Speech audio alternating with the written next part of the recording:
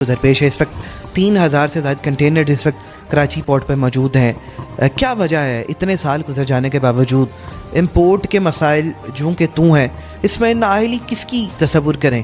Government کی تصور کریں، کسی اور عملے کی تصور کریں، اور اس پہ کیا اس کا حل کس طرف دیکھتے ہیں کہ کیا حل اس کا ہوگا؟ جی یہ ایک نیا انہوں نے ہماری جو بیوروکریسی ہے انہوں نے ایک نیا سسٹم بنا کے دیا ہے گورنمنٹ کو، جس کو یہ کہہ رہے ہیں جی فیس لیس کلیئرنس.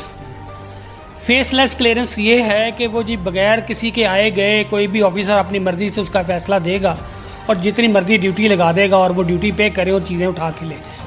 یہ فیس لیس، یہ بیوروکریسی نے غلط جو ہے سسٹم ان کو بتایا گورنمنٹ کو، جس پہ گورنمنٹ کو اس پہ عمل کرنے کی ضرورت پیش آئی ہے.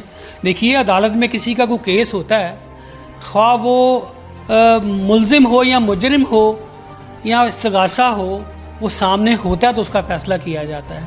یہ وہی نظام ہے کہ آپ کسٹم میں کوئی آئٹم منگوا رہے ہیں اور وہ آئٹم آپ نے اپنے سامنے کھلوا کے ایک تو وہ دیکھنا ہے کہ وہ صحیح وہی چیز ہے جس نے اس نے منگوائی تھی، جو بھیجنے والا ہے اس نے وہی بھیجا جس کا اس نے پیسے اس کو دینے ہیں، کیونکہ یہاں پیمنٹ بعد میں کرنی ہوتی ہے، ہم نے پہلے پروڈکٹ آ جاتی ہے، تو وہ بھی ایک سسٹم دیکھنے کی ضرورت ہوتی ہے.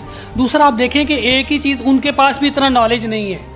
جو کسٹم والے ہیں ان کو بھی ان کی بھی ایکسیس، مطلب الیکٹرانک والا اس کی الیکٹرانکس پہ ہے، آٹو پارٹس والا ہے آٹو پارٹس والے پہ ہے، انڈسٹری مٹیریل والا انڈسٹریل پہ ہے. وہ کافی چیزیں یہ دیکھنے کی ضرورت ہے. اس میں آپ فوری طور پہ اس کو رکوائیں، اس کو فیس لیس سسٹم کو بند کریں. اس کی وجہ یہ ہے آپ کسٹم ڈیوٹی تو زیادہ پے کر ہی رہے ہیں، آپ لگا ہی رہے ہیں اس پہ، اس کے ساتھ ان کو ڈیمریج ڈیٹینشن بہت زیادہ پڑ رہی ہے. اور انہیں ایک آپ نے یہ سسٹم کر دیا کہ کراچی میں ہی ساری ان کی جو پریزنگ ہوگی، وہ بھی نظام خراب ہے، اس کے پہ نظر ثانی کیجئے.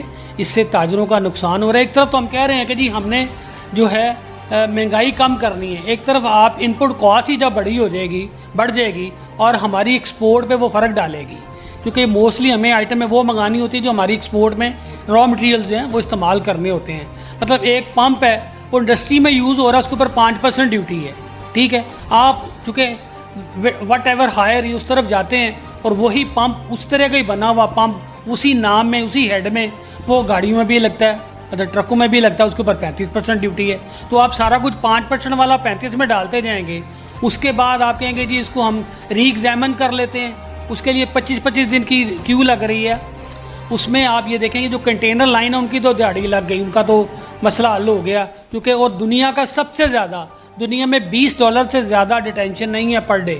ہمارے یہاں 120 سے لے کے $160 پر ڈے کے حساب سے چارج کر رہے ہیں. کسی کی نظر ہی نہیں ہے اس پہ. کوئی ان پٹ کاسٹ کم کریں گے تو ہماری چیزیں یہاں کم سستی کر سکیں گے. تو ان کو چاہیے کہ کسٹم کے نظام کو چینج کریں، جیسے کلیئرنگ ایجنٹ ایسوسیشن ہے یا جیسے ڈفرینٹ امپورٹر ایسوسیشن ہے، ان کو آن بورڈ لیں، ان سے مشورہ لیں، پھر اس پہ عمل کریں. یہ بالکل فی الفوری یہ بہت بڑی زیادتی ہے امپورٹرز کے ساتھ آپ جو کرنے جا رہے ہیں، تو اس کو ختم کریں. یہ فیس لیس سسٹم نہیں